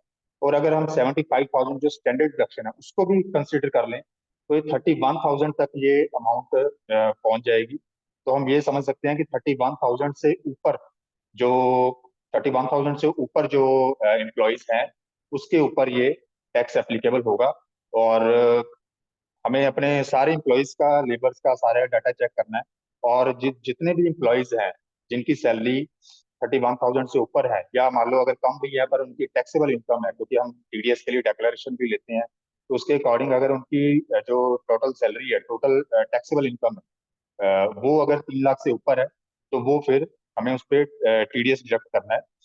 और इसमें एग्जाम पर्सन में एक्ट में मेंशन है कि सीनियर सिटीजन, पर साथ में ये भी मेंशन है कि सीनियर सिटीजन एज पर इनकम टैक्स है। तो इसके लिए डिपार्टमेंट अपना ये प्रैक्टिकली हमने जो उनसे डिस्कस किया वो अपना ये व्यू दे रहा है कि इनकम टैक्स के अकॉर्डिंग ही हमने इसको एग्जाम करना है। मीन्स जिनकी 3 लाख से ऊपर है उसको हमने उस पर टैक्स लगेगा। तो ये डिपार्टमेंट का व्यू है। तो जैसा कि मैंने पहले बताया कि ये इतना हार्ड फास्ट रूल इसमें नहीं है इनकम टैक्स जीएसटी की तरह, तो ये थोड़ा सिंपल सा एक्ट है। तो इसमें इस पे भी ये लग जाएगा सीनियर सिटीजन पे, और एग्रीकल्चर एक्टिविटीज पे हैं उनके लिए ये एग्जाम है। नेक्स्ट आता है कि अब ये हम स्लाइड्स थोड़ी देखते हैं कि कैलकुलेशन कि कौन कौन से असेसीज हैं जिन पे ये लगेगा। मिस्टर एबीसी, ऐसे ये 5 एग्जांपल्स है। फर्स्ट एग्जांपल हम कंसिडर करें, इसमें सैलरी इनकम है और जो टोटल इनकम है 3,10,000, तो वेदर टैक्स इज एप्लीकेबल। और जो सैलरी मैंने ली है वो आफ्टर स्टैंडर्ड डिडक्शन ली है। स्टैंडर्ड डिडक्शन जो 75,000 है करंट ईयर में, उसको मैंने कंसिडर कर लिया है। तो 3,10,000 है फर्स्ट केस में, यस टैक्सेबल जो टोटल इनकम है 3 लाख से ऊपर है, इसलिए इस केस में लगेगा। सेकंड एग्जांपल हम देखें तो इसमें बिजनेस एंड प्रोफेशन की इनकम है और जो टोटल इनकम है वो 3 लाख से कम है, तो इस केस में इस पर्सन को अपना टैक्स पे करने की जरूरत नहीं। और थर्ड केस में देखिए इसमें सैलरी इनकम है और टोटल इनकम जो है 3 लाख से एक्सीड कर रही है, तो इस केस में टैक्स एप्लीकेबल है। फोर्थ केस देखें, इसमें बिजनेस प्रोफेशन इनकम है और टोटल इनकम जो है वो एक्सीड कर रही है, तो इस केस में भी एप्लीकेबल है। और जो लास्ट केस है उसमें ना सैलरी इनकम है ना बिजनेस प्रोफेशन की इनकम है, सिर्फ अदर सोर्स इंटरेस्ट वगैरह है, रेंट है, तो चाहे 3 लाख से एक्सीड कर रही है बस इसमें प्रोफेशनल टैक्स नहीं लगेगा। तो मेन हमने क्या देखना है कि सैलरी और बिजनेस, ये दो चीजें हमने देखनी है, और जिस केस में भी ये होएगी उस केस में ये टैक्स लगेगा उस टैक्सेबल इनकम या टोटल इनकम 3 लाख से एक्सीड कर। तो टैक्स पे किसने करना है? जो तो एम्प्लॉयज हैं, वर्कर्स हैं, उनका तो टैक्स उनका एम्प्लॉयर डिडक्ट करेगा, एम्प्लॉयर पे ये एप्लीकेबल है, उनको डिडक्ट करना है, तो employer have to deduct the tax. साथ अभी एक सीए साइलेस टोगी जी की क्वेरी है, whether company registered in Bangalore having branch and Jalandhar employees liable for PHDT. तो इसका मैं आंसर ये देना चाहूंगा कि अगर तो उसके एम्प्लॉयज जलंधर में वर्क कर रहे हैं और उसमें जलंधर में कोई ऑफिस है और उस पर ऑपरेशन हो रहे हैं, तो जितने एम्प्लॉयज जलंधर में वर्क कर रहे हैं उस केस में एप्लीकेबल होगा। फॉर एग्जाम्पल कोई कंपनीज है उसका रेस्टोरेंट मल्टी स्टेट्स में है, तो जो जलंधर में या पंजाब में जो रेस्टोरेंट होगा उसमें जो एम्प्लॉयज होंगे और उनकी अगर इनकम 3 लाख से ऊपर होगी तो उसका टैक्स डिडक्ट करना पड़ेगा, पर जो दूसरे स्टेट्स में है उनका नहीं करना पड़ेगा। तो या मान लो कोई कोई कंपनी है उसका हेड ऑफिस भी मान लो जलंधर में है, और जो हेड ऑफिस जलंधर में है बट उसके एम्प्लॉयज जो हैं वो दिल्ली या बेंगलोर में काम कर रहे हैं, तो बाहर वाले एम्प्लॉयज पे डिडक्ट नहीं करना, बट अगर जलंधर में काम कर रहे हैं तो उनका डिडक्ट करना पड़ेगा। नेक्स्ट क्वेरी है कि वर्क फ्रॉम होम के केस में क्या होगा। तो वर्क फ्रॉम होम, अगर मान लो जलंधर में रजिस्टर्ड फर्म है और उसके एम्प्लॉयज वर्क फ्रॉम होम कर रहे हैं, और जो जो एम्प्लॉयज वर्क फ्रॉम होम कर रहे हैं, उस केस में क्या होगा कि चाहे वो वर्क फ्रॉम होम करे बट फिर भी उनका एक ऑफिस जहाँ से वो सैलरी पे हो रही होगी, वो कोई ना कोई ऑफिस जरूर शो किया होगा, कभी ना कभी तो एम्प्लॉयज ऑफिस में जरूर रिपोर्ट करते होंगे। तो ये केस टू केस जरूर चेक करना पड़ेगा, उसके बेस पे ये होगा। So coming to slide, who will pay tax. तो एम्प्लॉयज के केस में मैंने बताया कि 200 रुपीज पर मंथ के बेस पे एम्प्लॉयर को ही टैक्स डिडक्ट करना है उनकी सैलरी में से, और इसका जो टैक्स इंसिडेंस है वो एम्प्लॉय पे ही आएगा। इसका जो बर्डन है टैक्स का एम्प्लॉय पे ही आएगा, और एम्प्लॉयर ने तो सिर्फ कंप्लायंस करनी है, टैक्स डिडक्ट करके सिर्फ जमा कराना है। और इन केस ऑफ अगर कोई बिजनेस प्रोफेशन कर रहा है तो उस केस में उसको अपना टैक्स, एक तो होता है कि उसको एज ए एम्प्लॉयर टैक्स करना है, as a employer tax deduct करके जमा कराना है। तो सेकंड केस है कि उसको अपना भी टैक्स डिडक्ट करवाना है, अपना भी टैक्स जमा कराना है। उसकी वो 200 पर मंथ के अकॉर्डिंग नहीं है, उसका एक सिंगल इंडिविजुअल चालान बनेगा 2400 पर एनम के बेस पे। वो भी हम स्टार्टिंग में भी करवा सकते हैं, और रिटर्न भरने से पहले तो करवाना ही पड़ेगा। सो पर्सन, और इसमें पर्सन में कौन कौन से इंक्लूड है डेफिनेशन में, इस एक्ट की डेफिनेशन में भी मेंशन्ड है, individual, firm, company, HUF, trust, सारे इसमें कवर्ड है।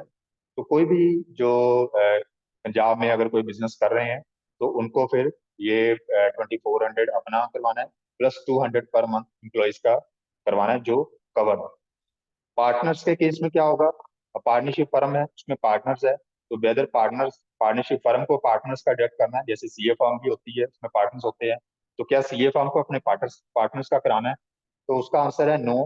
पार्टनर्स एम्प्लॉय नहीं है तो पार्टनर्स का डिडक्ट नहीं करना। पार्टनर्स की अपनी पर्सनल रिस्पॉन्सिबिलिटी है कि वो अपना रजिस्ट्रेशन करवा के अपनी वो टैक्स पे करें। डायरेक्टर्स, डायरेक्टर्स क्या होता है, डायरेक्टर्स सैलरी के जैसे शो होते हैं, तो इसलिए डायरेक्टर्स की जो सैलरी पे हो रही है उसमें से टैक्स डिडक्ट करके उनका करवाना होगा। रजिस्ट्रेशन इसकी रजिस्ट्रेशन का है, तो रजिस्ट्रेशन इसकी सिंगल ही है, एम्प्लॉयर एज ए एम्प्लॉयर या as a tax payer registration करनी पड़ेगी। तो जो इसकी वेबसाइट है, उसकी वेबसाइट पे ही रजिस्ट्रेशन का लिंक है, और रजिस्ट्रेशन का मैं प्रोसीजर भी बता देता हूँ कि जब हम रजिस्टर पे लिंक करते हैं तो इन्वेस्ट पंजाब की साइट पे, पीबी इंडस्ट्री वाली साइट पे वो हमें ले जाता है, और वहाँ पे हम उसका पहले ईमेल आईडी, फोन नंबर वगैरह डाल के और उसको रजिस्टर करेंगे। तो जब लॉगिन बन जाएगा उसके बाद वो हमें उसको CAF कॉमन एप्लीकेशन फॉर्म भरना है, और वो प्रोफाइल कंप्लीट करने के बाद उसमें भी पैन पैन जो है एम्प्लॉयर को कंपनी का अटैच करना है, ऑथराइज सिग्नेटरी का पैन नहीं अटैच करना।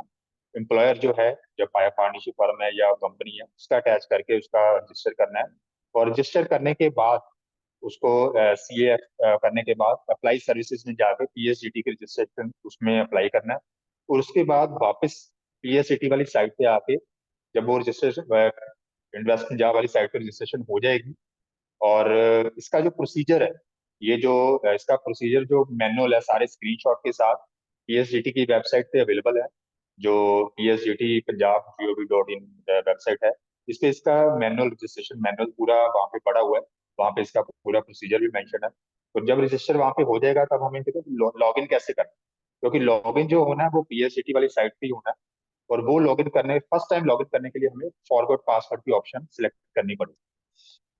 तो रजिस्ट्रेशन के बाद ये रजिस्ट्रेशन का है, और रजिस्ट्रेशन की लेट फीस की पेनल्टी भी है, तो प्रैक्टिकली अभी तो वो नहीं पे हो रही, बट ये लग सकती है। सो इसलिए जो भी लाइबल है उनको रजिस्ट्रेशन करवा के ये जरूर कंप्लायंस करनी चाहिए।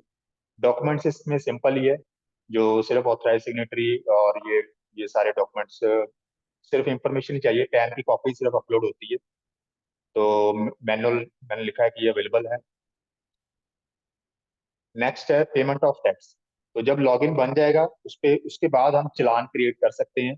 चालान क्रिएट वहाँ पे जब चालान क्रिएट करेंगे तो वहाँ पे हम उस पे नंबर ऑफ एम्प्लॉयज कितने हैं, किस मंथ का करना है, तो from this month to this month, और नंबर ऑफ एम्प्लॉयज कितने हैं वो मेंशन करके हम चालान क्रिएट कर सकते हैं। तो अगर मान लो किसी मंथ में हमारे कोई एम्प्लॉय नहीं है, मान लो या उनकी लिमिट कम है, तो उस केस में हम उस मंथ को नो लायबिलिटी पीरियड डिक्लेयर करके सबमिट करेंगे, ताकि वो जब हम नेक्स्ट मंथ का चालान बनाएं तो वो उसकी लाइबिलिटी ऐड ना करें। तो ये भी एक सिंपल प्रोसीजर है। तो पेमेंट ऑफ टैक्स हम अलग अलग प्रोसीजर से कर सकते हैं, नेट बैंकिंग वगैरह सारी इसमें ऑप्शंस हैं। और नेक्स्ट है फाइलिंग ऑफ रिटर्न्स। रिटर्न्स 13 अप्रैल की पहले डेट थी, बाद में इसको डिपार्टमेंट इसको इंक्रीज भी कर दिया है। तो डेट ऑफ ये रिटर्न हमें फाइल करनी है। और रिटर्न फाइल करने का भी प्रोसीजर बहुत सिंपल है। जब सारे मंथ्स के चलान हम पे कर देते हैं एम्प्लॉयज वाले, और पर्सनल चलान, इंडिविजुअल चलान, ऑर्गेनाइजेशन का चलान, वो भी हम पे कर देते हैं, उसके बाद रिटर्न फाइल करने की ऑप्शन आ जाती है। और उसमें रिटर्न में भी हमें सिर्फ number of employees in each month mention करने हैं और वो रिटर्न सबमिट करनी है। Simple procedure. नेक्स्ट है असेसमेंट। असेसमेंट भी है कि विद इन 3 years और 6 years इन सम स्पेशल केसेस ये असेसमेंट हो सकती है। हम अब एक इम्पॉर्टेंट चीज है कि इसमें टाइम बैरिंग का मेंशन नहीं है, कि ऐसा नहीं है कि 5 से 6 साल हो गए तो हमें हमसे वो पिछला टैक्स नहीं मांग सकते। ऐसी ऐसी जैसे इनकम टैक्स में होता है कि इतने सालों बाद वो केस नहीं लग सकता, तो इसमें ऐसी चीज मेंशन नहीं है। तो अगर किसी की नोटिस आता है तो ये भी हो सकता है कि वो उनको 2018 से ही डिमांड उसको भरनी पड़े। तो इसलिए ये इम्पोर्टेंट है कि कोई टाइम बारिंग का कंसेप्ट इसमें मेंशन नहीं, एक्ट में मेंशन नहीं। तो अभी जो डिमांड नोटिस वगैरह आ रहे हैं, अभी हमारी मीटिंग भी हुई थी सी एसोसिएशन की, उसमें उन्होंने प्रैक्टिकली उन्होंने यही कहा था कि आप जमा जरूर करवाओ, और पॉसिबल है तो चाहे आप करंट ईयर का ही करवा के कंप्लायंस स्टार्ट कर लो और आगे से करवाते रहो। तो जब भी कई बार इसके नोटिस आने स्टार्ट होते हैं, तो जब एक बार नोटिस आता है उसके बाद वो फिर आगे उसके बाद उसकी जो फॉलो अप है वो वगैरह नहीं होता है डिपार्टमेंट की तरफ से। तो फिर कुछ करवाते हैं, कुछ रह जाते हैं। तो पर ये है कि डिपार्टमेंट का व्यू है कि हम जो करंट ईयर का जरूर करवाएं, इसकी कंप्लायंस जरूर स्टार्ट करें। पहले तो जीएसटी वालों, इसकी जो जुरिसडिक्शन है वो जीएसटी ऑफिसर्स के पास ही है। लोकेशन के बेस से जो जीएसटी बोर्ड है वहीं से नोटिस इसके आते हैं, ईमेल पे नोटिस आते हैं। और एक दो क्लाइंट्स में मैंने ऐसा भी देखा कि जिनके पास जीएसटी नंबर नहीं है उनको भी नोटिस आए। तो अब वो रिकॉर्ड कौन सा है उनके पास, हो सकता है शॉप एंड एस्टेब्लिशमेंट एक्ट वाला वो, या वो डोर टू डोर सर्वे करके वो उसका रिकॉर्ड कलेक्ट कर रहे हैं। तो ये नोटिस जिनके पास जीएसटी नंबर नहीं है उनको भी आ रहे हैं। तो ऐसा नहीं है कि जिस हम सिर्फ जो जीएसटी नंबर है सिर्फ उनको ही करने की जरूरत है। जो भी है, जैसे हम 4480 की रिटर्न भी भरते हैं, उसमें भी हम 5-6 लाख या 7 लाख तक हम रिटर्न इनकम शो करते हैं। तो उस केस में भी वो टैक्स तो बनता ही है, क्योंकि प्रोफेशनल बिजनेस में हम रिटर्न इनकम शो करते हैं, तो उनको भी कराना बनता है। तो उनको हमारा काम है कि क्लाइंट को ये जरूर इन्फॉर्म करें कि आपको ये करवाना है। अगर वो एक्सेप्ट करते हैं तो हमें उसके रजिस्ट्रेशन करके वो करवाना पड़ेगा। तो इसलिए इसके नोटिस आ रहे हैं।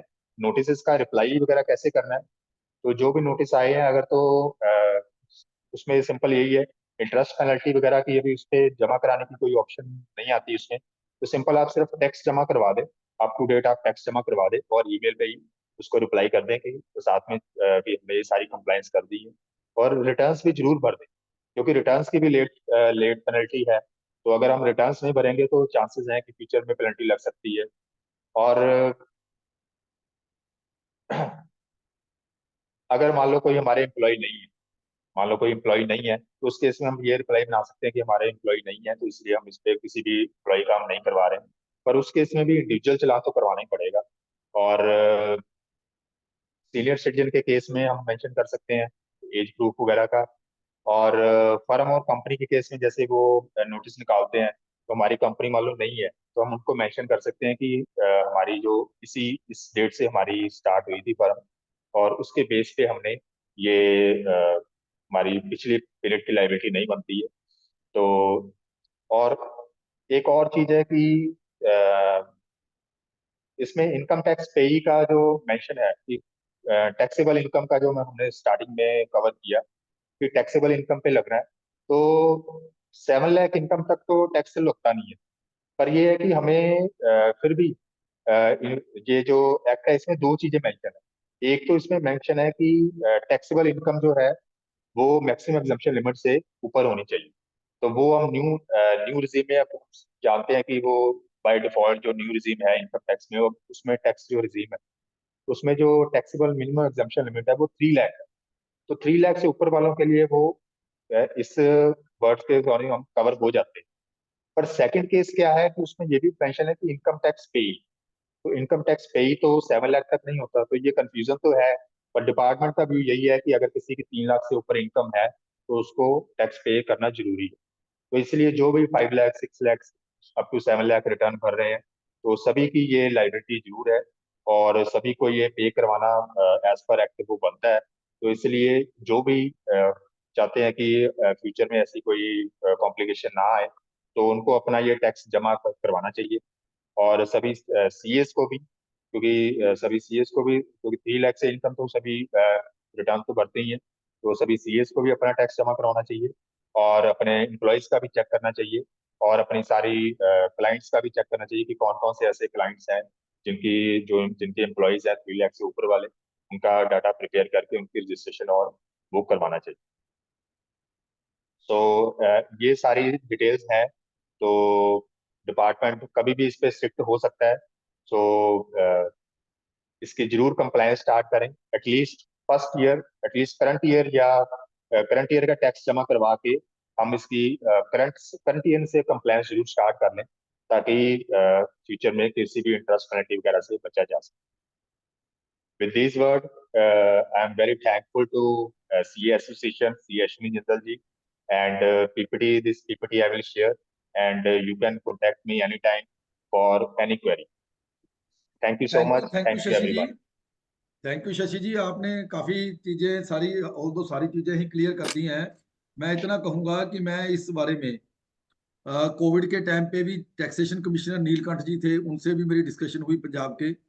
अभी जो है वरुण रुंजम जी, उनसे भी आईएएस जो हैं टैक्सेशन कमिश्नर पंजाब, उनसे भी मेरी डिस्कशन हुई थी 2-3 महीने पहले इन जीआरसी मीटिंग। तो मैंने उस समय आज से 3 साल पहले इनको इंसिस्ट अपॉन किया था कि आपके जितने भी पॉलिटिशियन हैं वो कहते हैं कि जी इसको खत्म कर देंगे। वो मेरे गवर्नमेंट का व्यू ये है कि ये खत्म नहीं होगा। क्यों? क्योंकि इसके बेस पे शायद उनकी कोई कमिटमेंट्स वर्ल्ड बैंक में किसी लोन में या और में है ऑलरेडी। तो उस समय आज से 3 साल पहले इसकी कलेक्शन लगभग 117 करोड़ थी जो उनको एम्प्लॉय से आ रही थी, ज्यादातर जहाँ जो रजिस्टर्ड थे लोग गवर्नमेंट के। और आज की डेट में मेरे ख्याल में लगभग 145 करोड़ 145 करोड़ पंजाब सरकार को इससे कलेक्शन आ रही है। और अगर ये इसको प्रॉपर इंप्लीमेंट कर देंगे तो ये बढ़ के कम से कम 200 करोड़ हो जाएगी पर ईयर। तो मेरे ख्याल में नहीं, पंजाब सरकार का जो हाल है कि ये इसको कम करेगी या खत्म करेगी। आजकल तो आप देखो 100 करोड़ की जीएसटी के लिए पूरा इंडिया हिला देते हैं, तो 200 करोड़ का टैक्स उन्होंने कहाँ फोरगो करना है, तो इसको कंप्लाई ही करना पड़ेगा। हमने उनको ये जरूर ज्ञात कराया है कि पिछली पेनल्टी खत्म करें और सुप्रीम कोर्ट की बड़े केसेस में जजमेंट्स हैं कि penalty can not exceed the penalty and interest, penalty can not exceed the tax amount.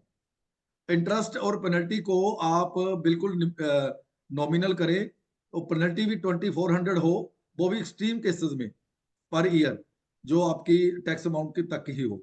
वो कह रहे थे मेरे साथ यहाँ पे ना एक हमारे ऑफिसर होते थे गर्चा जी, वो deputy excise and taxation commissioner, वो आजकल मेरे ख्याल में taxation commissioner financial commissioner Punjab जो हमारे कृष्ण कुमार जी के साथ अटैच्ड हैं, उनको भी रिक्वेस्ट की है मैंने कि आप इसके ऊपर अमनेस्टी स्कीम लेके आए जल्दी से जल्दी, ताकि लोगों को ये क्लैरिटी हो कि आपकी पेनल्टी और इंटरेस्ट मिनिमल हो जाएंगे। तो ये चीजें आने वाले टाइम में आ जाएंगे, लेकिन अभी तो वो ये कह रहे हैं कि आप कंप्लायंस शुरू करें।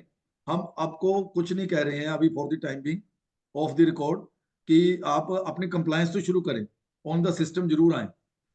With this word thank you very much. एक क्वेरी भी है चैट बॉक्स में सुरेश सप्रा जी की, but if the head office is in Chandigarh only and employees are reporting in Chandigarh, so Chandigarh में ये एप्लीकेबल नहीं है, सिर्फ पंजाब स्टेट में ये है। तो अगर पंजाब में ऑफिस नहीं है और हेड ऑफिस में ही ऑफिस है और एम्प्लॉयज भी सारे हेड ऑफिस में ही काम कर रहे हैं, चंडीगढ़ में ही काम कर रहे हैं, तो उस केस में पंजाब ये टैक्स एप्लीकेबल नहीं होता। हाँ, अगर पंजाब गवर्नमेंट के जो ऑफिस हैं एक्ट में ये लिखा हुआ है कि पंजाब गवर्नमेंट के जो ऑफिस हैं वो चंडीगढ़ में है, उन पे ये एप्लीकेबल हुए। एक विशाल गुप्ता जी की क्वेरी है, if companies in Jalandhar payroll and in Jalandhar some employees working outside Punjab. तो पेरोल जलंधर में है, बट जो उनका जो ऑफिस किसी और स्टेट में है और उस ऑफिस में वो काम कर रहे हैं, तो उस केस में उन एम्प्लॉयज को बाहर किया जा सकता है, उन पे एप्लीकेबल नहीं होगा, क्योंकि बिजनेस ऑपरेशन पंजाब में होने चाहिए। तो ऐसा नहीं है कि हेड ऑफिस पंजाब में है तो सारे ऑल ओवर इंडिया के एम्प्लॉयज टैक्सेबल हो जाएंगे। जो पंजाब में काम कर रहे हैं, जो पंजाब के ऑफिस में काम कर रहे हैं, उसी में एप्लीकेबल होगा। तो ये एक्ट में वर्डिंग ये मेंशन है। वर्चुअल वर्क फ्रॉम होम के केसेस में इसमें कॉम्प्लिकेशन आ सकती है कि, पर अगर कोई ऑफिस ही दिल्ली में है, ऑफिस ही बेंगलोर में है, वहां पे एम्प्लॉय काम कर रहे हैं और कंपनी का हेड ऑफिस पंजाब में है, उस केस में उन पे कवर हो नहीं होना चाहिए। This is my opinion. Thank you. Thank you very much Shashi ji. वैसे तो ये एक्ट बहुत छोटा सा एक्ट है, लेकिन आप लोग इसमें जरूर कंप्लायंस स्टार्ट करें, क्योंकि डिपार्टमेंट का भी यही हमारे ऊपर वो रहता है हमेशा कि आप अपने मेंबर्स को गाइड करें, क्योंकि for the time being department चाहता है कि सिर्फ कंप्लायंस स्टार्ट हो, वो किसी भी पेनल्टी या शो कोज नोटिस में प्राणों में नहीं पड़ना चाहता। तो उन्होंने वैसे तो जो डोजियर भी एक दिया है सेंट्रल गवर्नमेंट को, डोजियर या वो जो भी उनकी इंफॉर्मेशन होती है, उन्होंने सीख की है कि जो टैक्स पेयर है पंजाब में, तो उन्होंने सेंट्रल गवर्नमेंट से मांगा है ताकि वो बाकियों को भी नोटिस निकाल सकें कि जो एलिजिबल हमारे पास पर्सन है जो पे नहीं कर रहे। अब सेंट्रल गवर्नमेंट काफी उनके साथ इंफॉर्मेशन शेयर करती है, ये बाद में पता चलेगा। फॉर द टाइमिंग तो उनके पास सिर्फ जीएसटी वालों का ही डाटा है कि जो जीएसटी के रजिस्टर्ड पर्सन है, जहाँ पंजाब गवर्नमेंट में कहीं भी रजिस्टर्ड है। जैसे अभी स्कूलों में इन्होंने शुरू कर दिया, जितने भी डिस्ट्रिक्ट एजुकेशन ऑफिसर्स हैं उनको बोल के इन्होंने स्कूलों में सबको फोन किए, नोटिस निकाले कि जी आप अपने स्टाफ का पे कीजिए जिनका बनता है। तो स्कूलों में सब में नोटिस शुरू हो गए हैं, सोसाइटियों में शुरू हो गए हैं, बैंकों में शुरू हो गए हैं, जो जो इनके पास कॉर्पोरेट और ऑर्गेनाइज सेक्टर है वहां पे तो ये आ गए। अब आगे अगर सेंट्रल गवर्नमेंट से इनके पास टैक्स पेयर इंफॉर्मेशन आ जाएगी पंजाब की, तो उस पर भी शुरू हो जाएंगे। तो थैंक यू वेरी मच। में ये भी आ रहा है कि आईटीबीपी को भी, डिफेंस को भी नोटिस आया है। तो ठीक है, नोटिस तो देखो किसी को भी वो निकाल सकते हैं, उनके पास जो भी इंफॉर्मेशन क्योंकि अवेलेबल इसके ऊपर ना वो जो मतलब मेरे ना, मैं विदाउट नेमिंग, एक ईटीओ साहब है, वो कुछ ज्यादा इंटेलिजेंट है डिपार्टमेंट में, वो कह रहे थे कि जी इसमें लिखा हुआ है कि जी कहीं एग्जम्पशन नहीं है कि सेंट्रल गवर्नमेंट के एम्प्लॉय एग्जम्प्ट है if they are posted in the Punjab. अगर जलंधर छावनी में अगर वो पोस्टेड है तो उनके हिसाब से जी वो लगेगा। अब इसके ऊपर तो जब वो आएगा तो अपने आप उनका डिपार्टमेंट क्लैरिटी लेगा कि वो सर्विस पंजाब गवर्नमेंट को थोड़ी कर रहे हैं, जब पंजाब में थोड़ी कर रहे हैं, तो वो तो छावनी वहां जहाँ पे है उनकी जो एक बनाई हुई है सिक्योरिटी के लिए। तो इन चीजों के ऊपर क्लैरिटी तो मेरे ख्याल में गवर्नमेंट टू गवर्नमेंट आएगी। कुछ ज्यादा इंटेलिजेंट ऑफिसर भी ज्यादा क्लैरिटी दे देते हैं ना डिपार्टमेंट को। बिल्कुल सर, बिल्कुल। हाँ जी, तो थैंक यू वेरी मच। तो अगर गुरुजी, हाँ जी बोलो जी। ऑफिशियल अनाउंसमेंट टाइम से 13 मिनट पीछे हैं हम, 13 मिनट है हमारे पास। कोई क्वेरी लेना चाहोगे या किसी मीटिंग में बिजी हो? सर मैंने तो आज तक कभी मना नहीं किया सर, आपको मना कर करना है, करता तो ऑर्डर देता है। जी, अगर मैं किसी तो मेंबर की क्वेरी, हमारे हालांकि काउंसिल मेंबर आ गए हैं, सेंट्रल काउंसिल मेंबर ने अभी पता नहीं 4 साल बाद भी वोटें लेनी है कि नहीं लेनी, लेकिन हमने तो मतलब कहते हैं अपने लाइव रहना है, तो मैं क्वेरी जरूर अब वो अगर ऐसे वोटों के चक्कर में है तो फिर तो कान पकड़ने पड़ेंगे। हाँ गुरुजी, इसके ये ना दिन रात एक ही चीज जपता है। इसको बोलो अभी 2-3 साल आराम करे। नहीं गुरुजी, अभी तो टाइम है वोटों के लिए बोलने का, पहले तो बोलने नहीं देते थे, कोड ऑफ कंडक्ट लगा हुआ था। अरे भाई, अब कोड ऑफ कंडक्ट नहीं लगा तो ये मत समझो संजय जी को कि वो भूल जाएंगे। हाँ कभी नहीं। सर वो कहते हैं ना कि एमपी के इलेक्शन से ज्यादा टफ पंचायत के इलेक्शन होते हैं, तो अब वो सीसीएम के इलेक्शन हो गए, ब्रांचेस के इलेक्शन चल रहे हैं। तो इसलिए ये तो वोट तो चलती रहेगी। तो मैं अभी चलो बोलो किसी को गुरुजी से क्वेरी है तो वो भी हैंड रेज कर सकते हैं, और अगर शशि से क्वेरी है, तो मैंने यहाँ पे पढ़ा था साहिल रस्तोगी जी का कि वो आई डिफर फ्रॉम द शशि, तो उनकी पर्सनल ओपिनियन से हो सकता है कोई आपका डिफरेंस हो, बट अगर कोई क्वेरी आपकी है तो जो इंटेलिजेंट ईटीओ है उनसे भी क्लियर कर सकते हो आप, वो तो पक्का टैक्स लगा देंगे फिर। तो मैं उनके पास आपको भेज दूंगा साहिल जी ऑन ए लाइटर नोट। अगर किसी की गुरुजी से क्वेरी है तो वो हैंड रेज कर सकते हैं, शशि जी से है तब भी हैंड रेज कर सकते हैं, otherwise we will conclude the meeting. Conclude करो, कोई बात नहीं।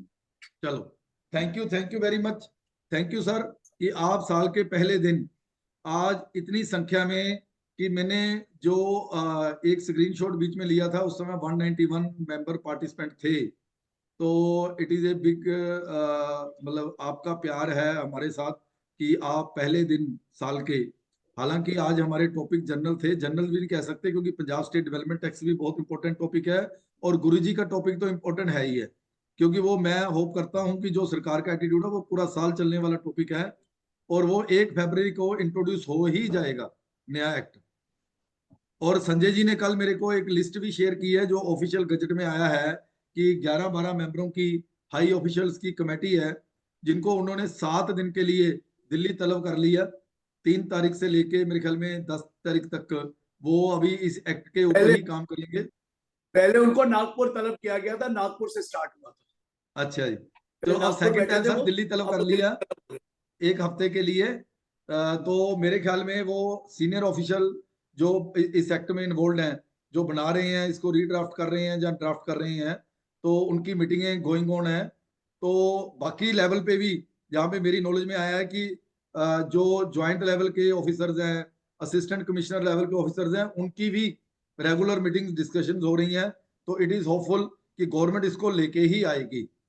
तो हम मतलब अब दोबारा मिलेंगे, मैं ये नहीं कहूंगा कि 1 फरवरी या 2 फरवरी को मिलेंगे, उससे पहले भी मैं आपका वो जीएसटी ट्रिब्यूनल वाला जो प्रोग्राम हमने अनाउंस किया है उसके ऊपर भी वी आर वर्किंग, कि जीएसटी में मैं उसका एक कॉम्बिनेशन बना रहा हूँ कि जीएसटी के जो शो कॉज नोटिस आते हैं उसके बाद डीसी अपील के पास हम क्या भेजते हैं, डीसी अपील का ऑर्डर कैसा आता है, और उस ऑर्डर के बेस पे जैसे ट्रिब्यूनल सेटअप नहीं है अभी तक, और जो इनकम टैक्स ट्रिब्यूनल के प्रैक्टिशनर हैं उनको साथ में एंगेज करके मॉक ट्रिब्यूनल टाइप हम एक प्रोसीडिंग्स बनाएंगे, ताकि आप जीएसटी ट्रिब्यूनल में आसानी से आप लोग जा सको, क्योंकि ये एक बहुत बड़ी अपॉर्चुनिटी है एज ए चार्टर्ड अकाउंटेंट कि हम वहां पे प्रेजेंट कर सकते हैं अपने केसेस को।